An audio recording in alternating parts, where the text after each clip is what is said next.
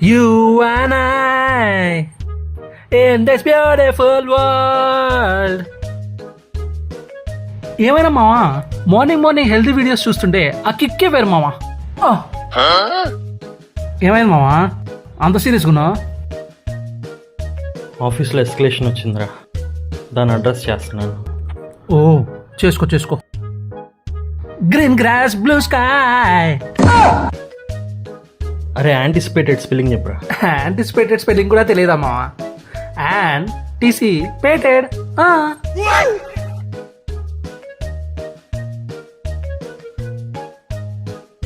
Consequences spelling చెప్పు.